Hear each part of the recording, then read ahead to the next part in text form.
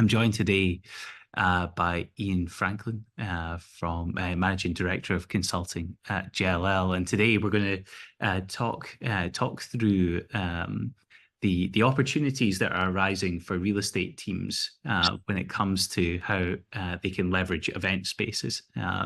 And Iain's joining us as you know over the last, I don't know how many months it's been, Iain, that we've been going back and forth, but it's been a rising topic for us at Desana, and as we kind of go around the world speaking to real estate teams and some of the challenges that they're facing as part of navigating the world of hybrid and kind of evolving their real estate strategies.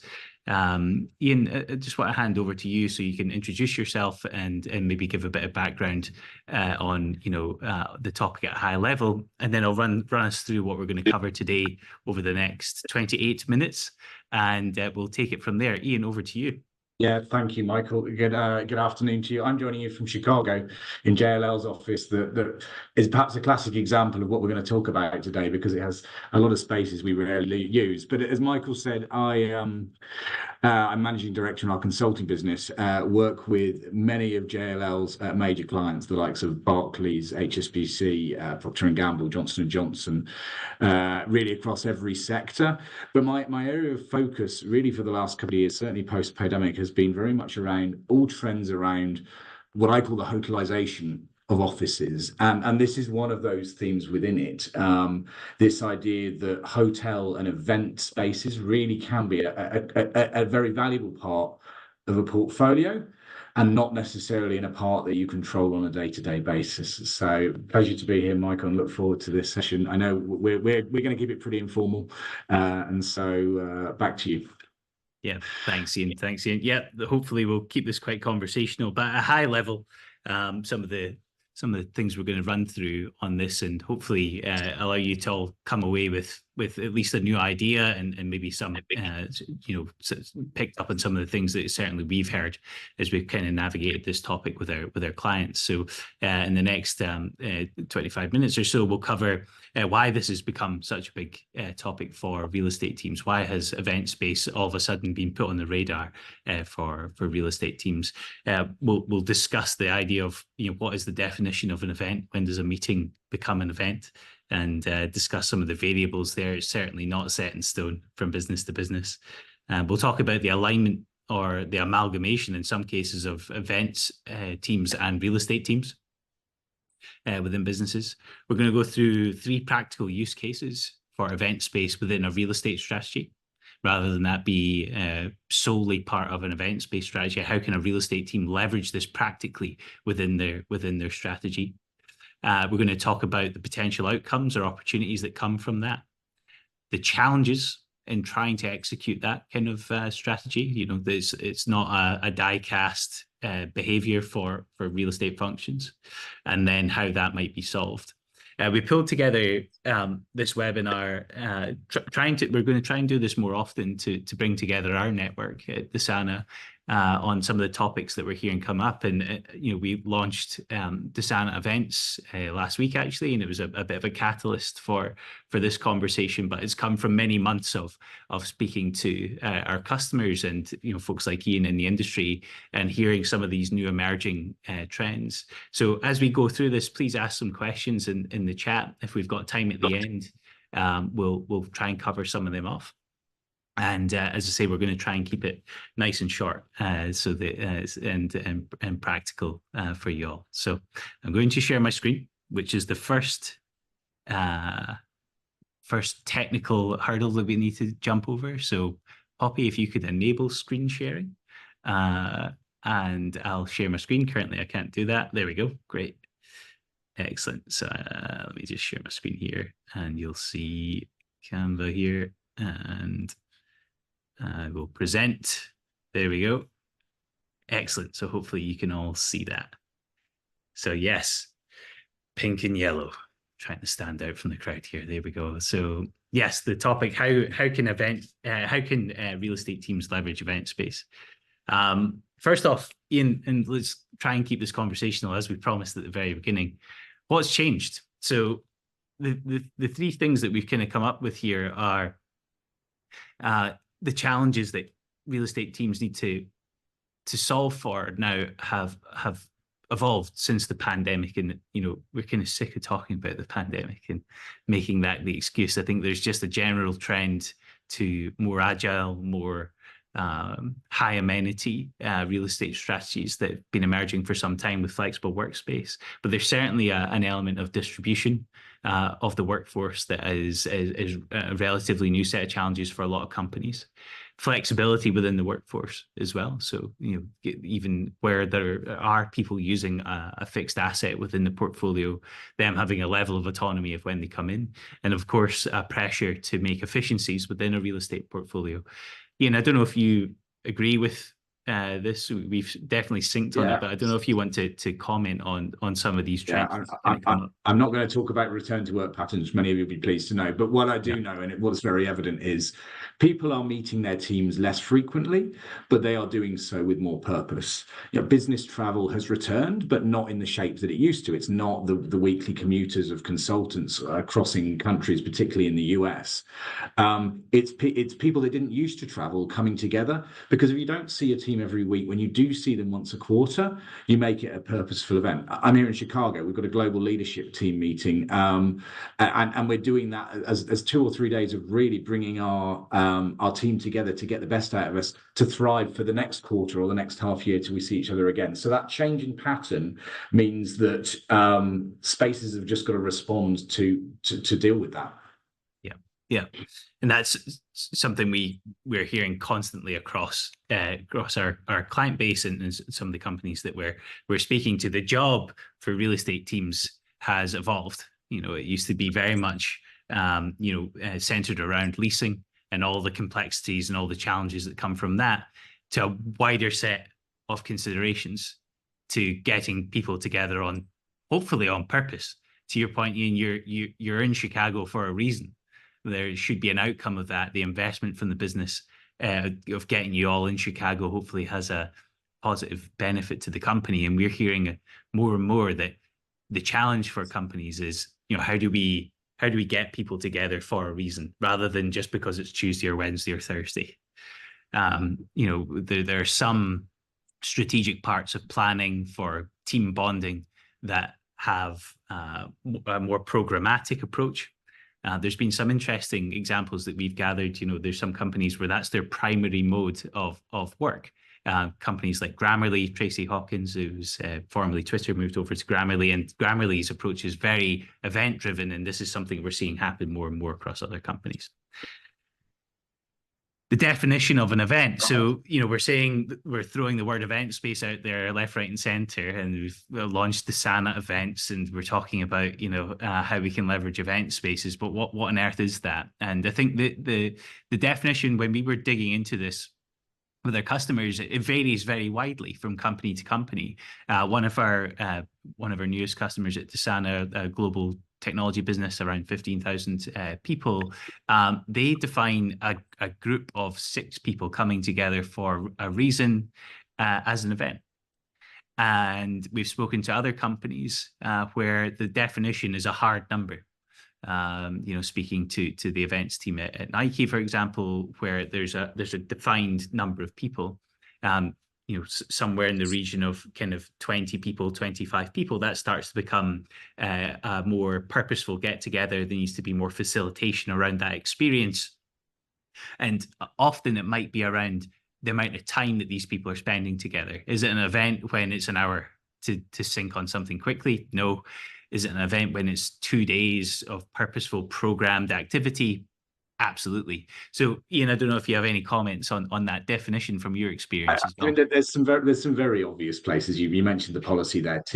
Companies that have got MICE teams, for those of you not familiar with that, meetings, incentives, conferences, and events, they've got very clear policy, as you say, that probably like Nike has there. For me, it's more around. It's not even about the length of time necessarily, but it's around the variety of engagement. If it's sit around a board table and just sift some papers and can be done virtually, but we prefer to be in person, that's a meeting. For me, it's around activity that changes format over time. It's around a social as well as a business side, and bringing people together to drive the dynamic of the company as much as it is around processing whatever it is you've got to do. So there is no hard and fast rule, but I think you could probably all think in your own businesses around, well, this is clearly an event and this isn't. The difference is the agility and the flexibility in the space that's needed based on the activities. Yeah, what I found interesting was the company that we're dealing with the definition of as little as 5 or 6 people getting together with facilitation of the programming of that day for these 6 people. Then they're paying for lunch, and in fact, they're also paying for dinner, organizing that team having an experience together in the evening, and they're spending a whole day together. So I think, you know, the easy, quick, sort of knee-jerk definition of an event is it's a large group of people. And in fact, you know, what we're finding is there's benefit, and we're seeing more and more companies, Grammarly, this company just onboarded, are really doing that. You know, going back to that definition of getting people together on purpose.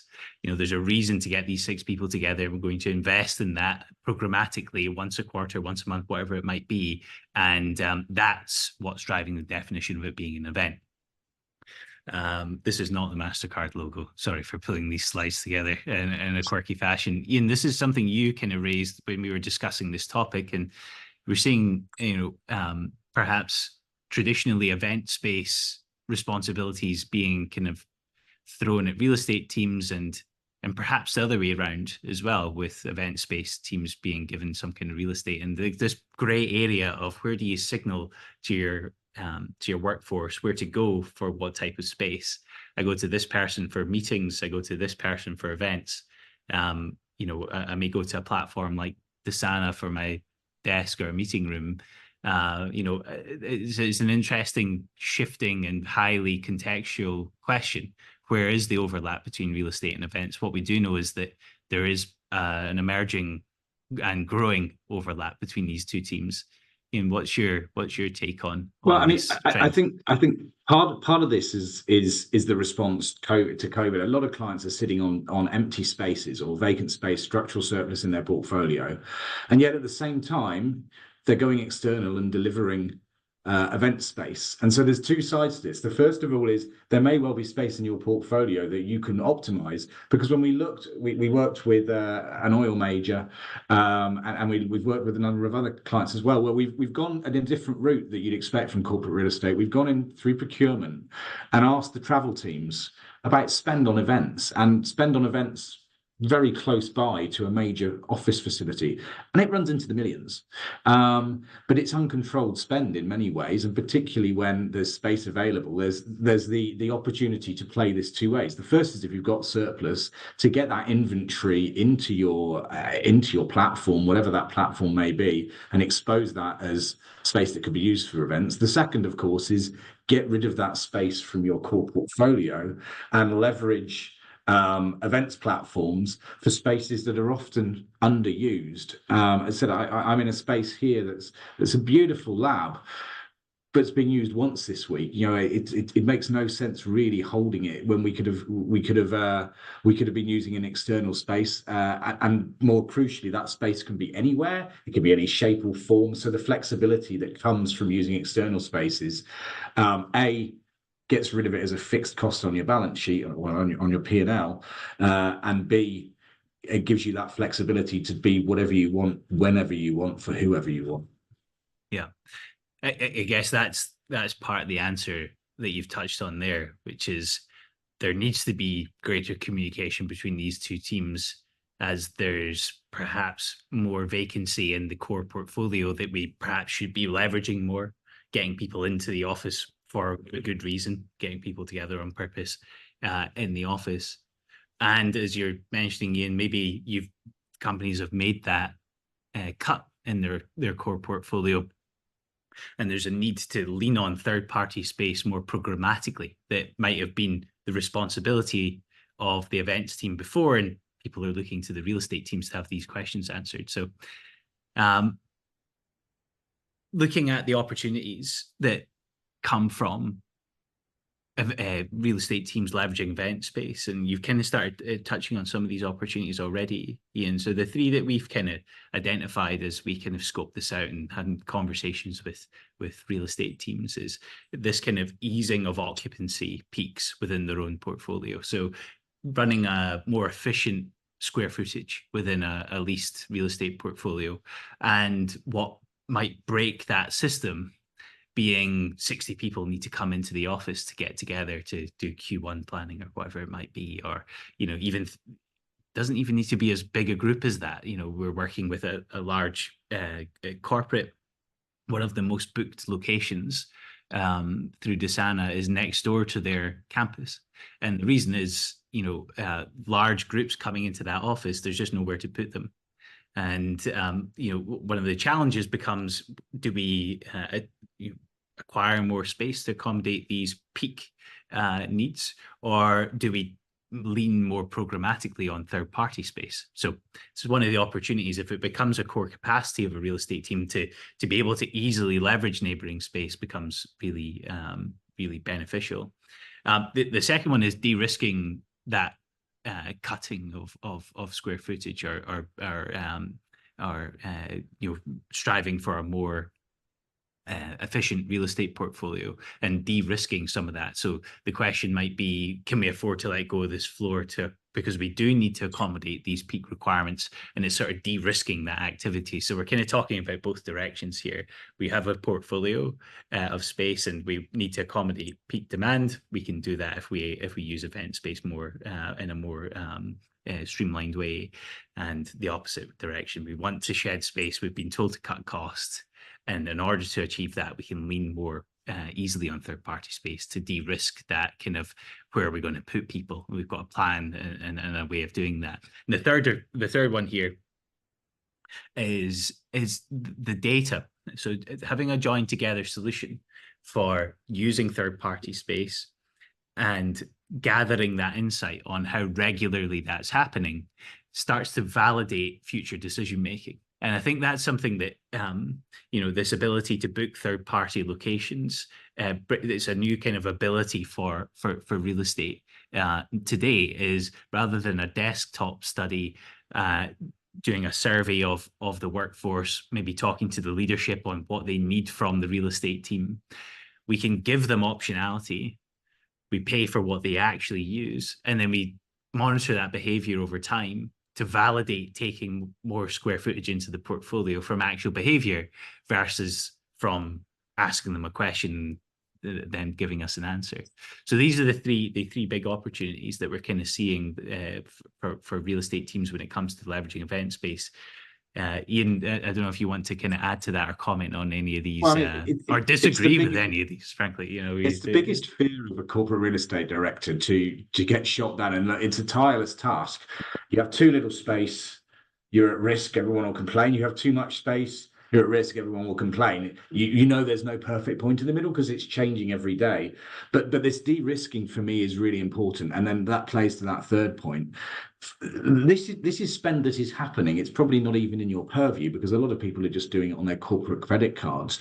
But actually what you can do in bringing this into your domain is, to Michael's point, you're starting to programize it, if there's such a word, programmatically assemble this so that you can start to make decisions going, actually, we do need our own event space. We can highly brand it and make it super attentive because we can see from the data, to your point, it's in the building next door. We're using it every month and we're spending a fortune. You don't see that when it's going through people's travel and expense budgets.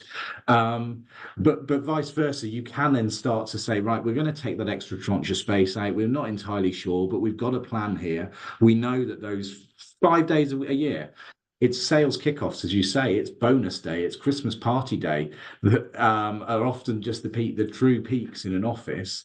But these are peaks when there's going to be large numbers of people, and we're just going to de-risk not having that space by having those event spaces on demand nearby, but with a pricing structure as well that means you can show best value back to your business, as opposed to it just being totally uncontrolled.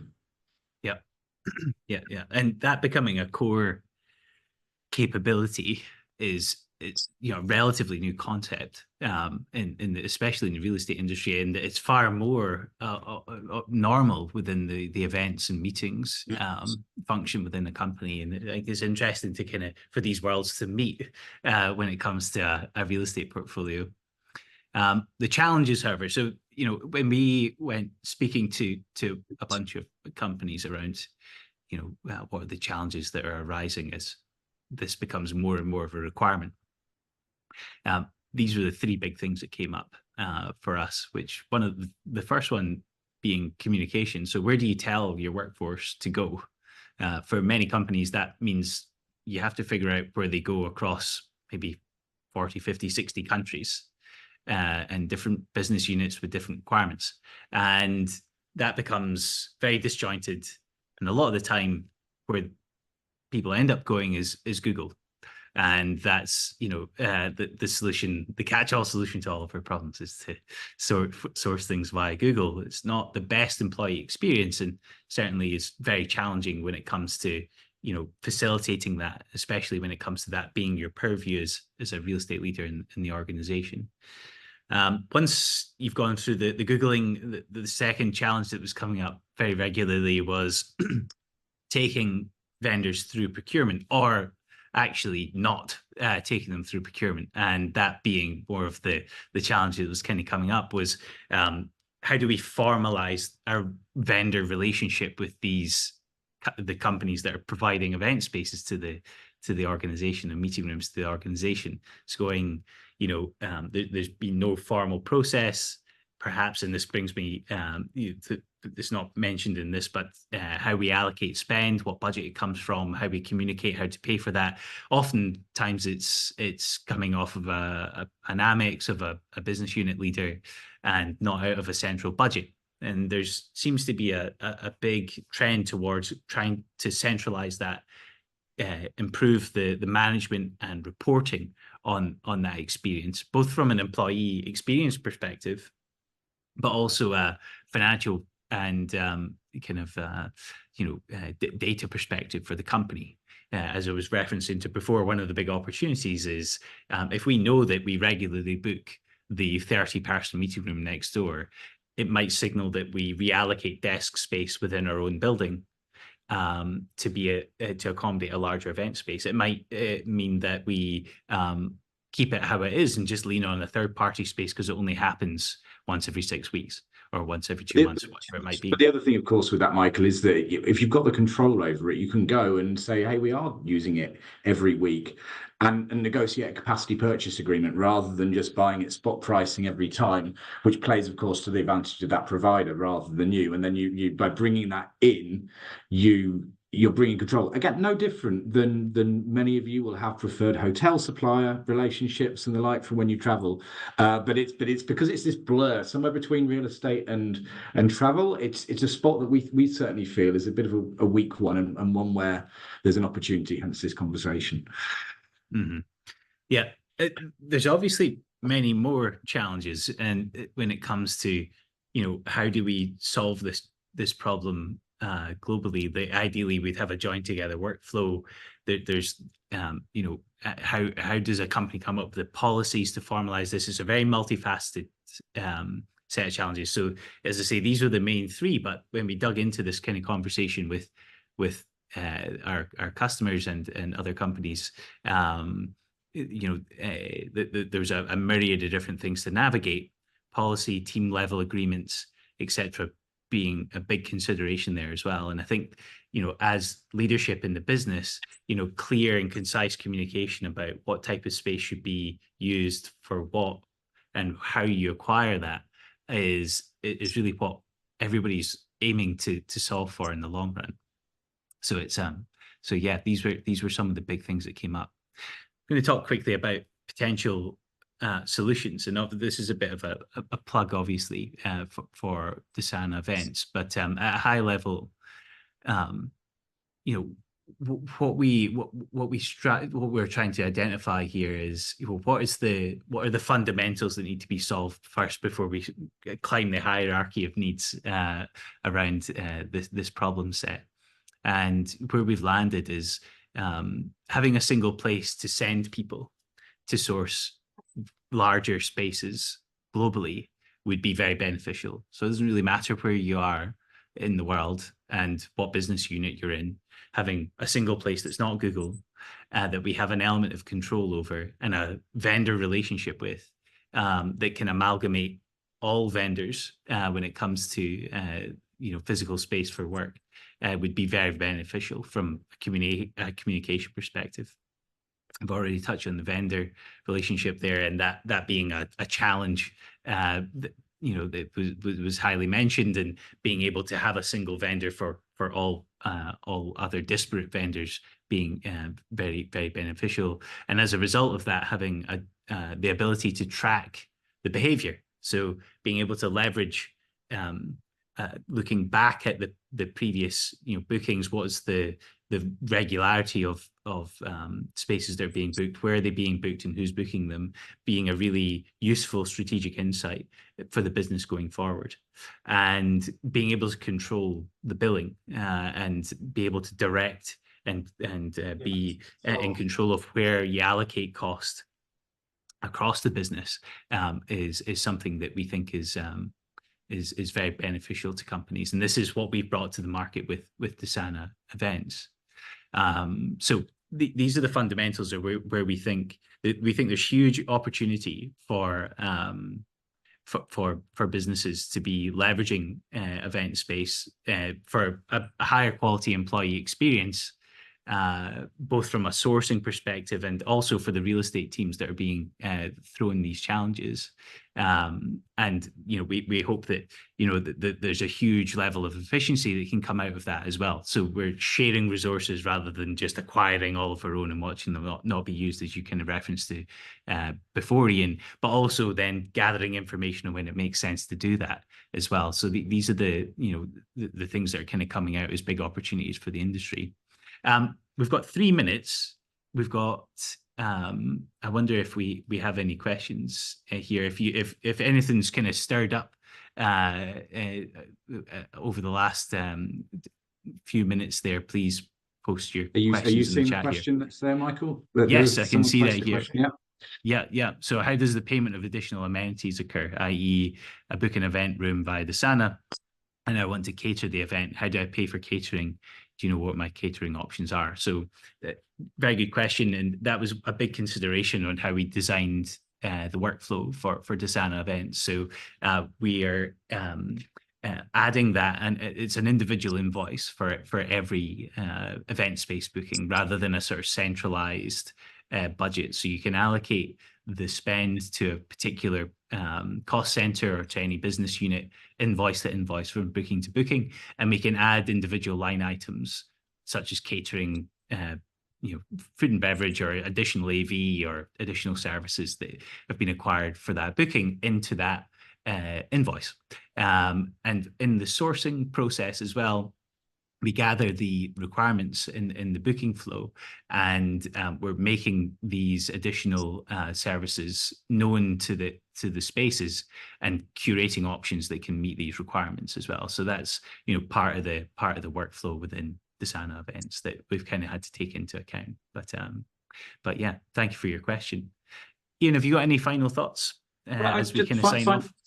Final thing to say, I know it's just coming to the top of the hour. This is emerging. Michael and I have been talking about this for 6 months. Michael spotted the opportunity, obviously bringing it into Desana. I'd encourage you all to just go back, have a chat maybe to the procurement teams about what do you spend on events? How do you manage it? And obviously come back, talk to myself, come back, talk to Michael, come back, talk to the wider Desana team. Around what your thoughts are, because we're learning in this space. This is a new world. It's exciting to me. It's exciting to Desana, but we'd love to hear your thoughts as well. Yeah, absolutely. And we're navigating all these changes together. I think something we're keen to do at Desana this year is create more forums for discussion on this. So we'll be following up with you all after this, and we'll send this deck across to you so you've got a bit of a follow-up there. Delighted to go into more detail on how we're trying to solve these challenges, and we would love to connect you all as well to discuss what's coming up for you and how you're solving some of these problems. within your companies, and a bit of a sort of forum for sharing knowledge between peers, as well as something that we're looking to facilitate this year. So thank you all for taking the time. We have finished on time, which is Well, except very there's one impressive. final question. There's one final question. There is a popped in final from question. Agatha. Feel free to drop off if you want to be on time. Yes. Thank you for coming. But we will cover this question because we've got time. So thank you for coming, and feel free to drop off. But we'll pick off this question for Agatha. So we're a small, yet a small global virtual first company, looking for a way to be able to book meeting rooms more than event spaces globally. Would your solution be good for that? Agatha, absolutely. So that's our bread and butter today. The vast majority of Desana's businesses making it easy for global teams to book meeting rooms on demand. So we're able to do that globally today in 68 countries now, I think, from thousands of different vendors. So the event space is the new shiny difficult thing. Meeting rooms is been very well established at Desana for a while. So delighted to follow up and talk to you about that. Thank you for your question. Got one here from Bex. Hi, Bex. Good to see here. Will Desana start to assess venues in terms of their well-being? So, Bex, it's an interesting question, and it's a highly location-specific challenge. So, we're in some very remote regions, let's say. So, in the remote parts of maybe the US and Africa, we're all over Africa and Asia. Sometimes you can only work with what you have. So you may have a more traditional old school business center, and that might be the only show in town. Where you come to places like London and New York, for example, there's a far broader choice there, and we can be far more picky about what spaces are available, and how we curate them for our customers. When it comes to well-being, it'd be interesting to know what you mean. Something that comes up for us a lot is something can be very beautiful, but very unergonomic. So it can be a beautifully designed space with loads of plants and a chair that will put your back out in an instant. And that is some people's version of quality. And other people's version of quality that we get a lot of feedback through the platform is a nice big desk with an ergonomic chair. So some of that is somewhat subjective to the individual and their preferences, and other parts are far more hard lines. Is the place ergonomic? Does it have good natural light, etc.? Can be far more specific around that. So yeah, that's kind of how we're thinking about that. I think probably one thing to add on to that, and I know there's another question coming in, this is great, is fundamentally you